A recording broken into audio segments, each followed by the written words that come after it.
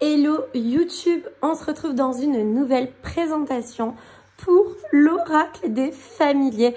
Je remercie 1000 fois la maison d'édition Arcana Sacra pour cet envoi.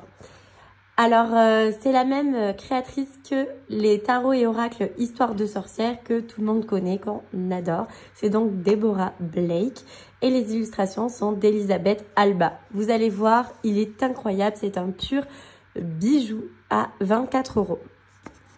Regardez l'intérieur, il est vraiment incroyable et très beau. Alors, c'est parti, je vais vous le présenter. En premier, nous avons le livret. Je vous le présente vraiment en avant-première. Sachez qu'il sort le 10 février. C'est trop chouette. Alors, voici le sommaire. Donc, nous avons les éléments, comment se servir de ce jeu, la répartition des cartes, les familles guides et protecteurs et quelques tirages simples. Ensuite, nous avons, je ne sais pas pourquoi ça fait pas glisser d'un seul coup. Je nettoie le petit peu plus. Ok, c'est mieux. Donc après, nous avons les éléments. Le feu, l'eau et l'esprit. Donc par exemple, on va voir pour une carte, hop, ici, nous avons le lapin. Donc il y a l'explication de l'animal, la divination et ensuite le message. Donc voilà, et ça c'est pour chacune des cartes à chaque fois.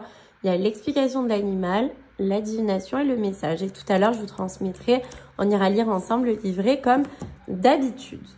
Alors, première catégorie, l'esprit dragon, licorne, sphinx, phénix.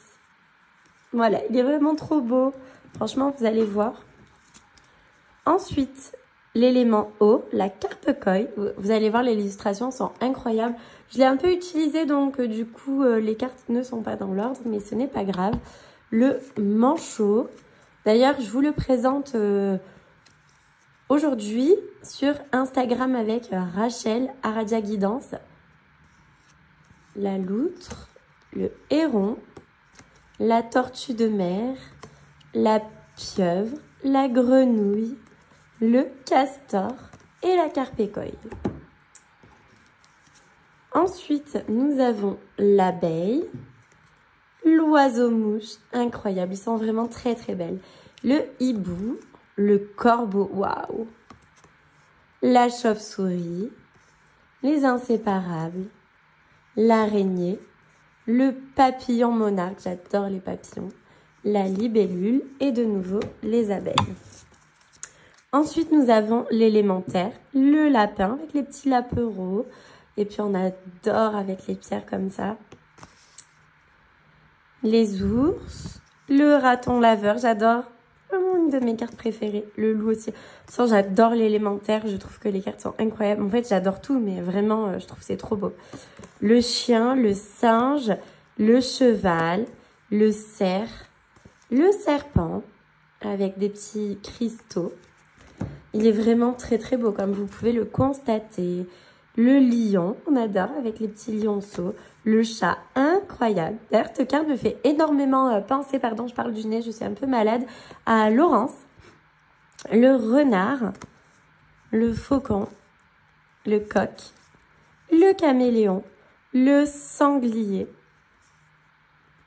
le guépard, la luciole, incroyable, avec le rituel comme ça, elle est magnifique. Alors, comme d'habitude, je remue les cartes et je vous propose un petit message avec le livret. Alors, c'est parti. Alors, on va lire la carte complète. Waouh, le phénix, incroyable. La carte est très belle, la carte de l'esprit du coup. Esprit. Phénix, ok, je l'ai. Alors, je vous lis, c'est parti. Le phénix est un oiseau immortel depuis longtemps associé au soleil. Vous voyez, comme par hasard. Et comment je vous appelle? Les soleils. Franchement, à chaque fois que je présente des jeux, j'ai des cartes en lien avec le soleil. Je trouve ça incroyable et trop chouette. On dit qu'il renaît de ses cendres après sa mort. Revenant à la vie, après s'être embrasé pour former des flammes resplendissantes. S'il est souvent représenté dans des teintes flamboyantes de rouge et de jaune, certains mythes le voient multicolore, comme un paon. Sa régénération cyclique est un signe d'espoir. Il représente la renaissance et une vie nouvelle née des cendres de l'ancienne. Divination. Beaucoup de sorcières croient à la réincarnation, à la roue de la vie qui tourne au fil des cycles de la naissance, de la vie, de la mort et de la renaissance.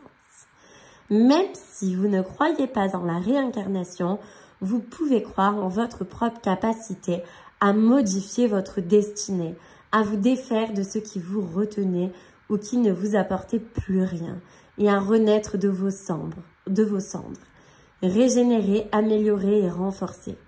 Cette carte vous offre peut-être de l'espoir, ou plus encore, vous indique qu'il est temps de vous réinventer. Et le message, ici, est-ce que ça veut bien faire le focus? Ok. Si vous avez connu des difficultés ou si vous sortez d'une période de crise, c'est le moment idéal pour changer et pour grandir. Que devriez-vous faire pour renaître, pour redémarrer telle une nouvelle version de vous-même? Quoi que ce soit, vous pouvez le faire. Cela peut vous sembler impossible, mais l'esprit implique l'élévation. Déployez vos ailes ardentes et volez. Réinventez-vous, même si cela signifie que vous devez métaphoriquement réduire en cendres votre ancien monde.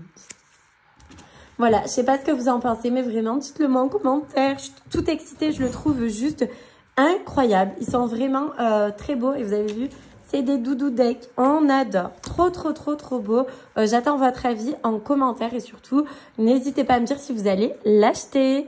Belle journée!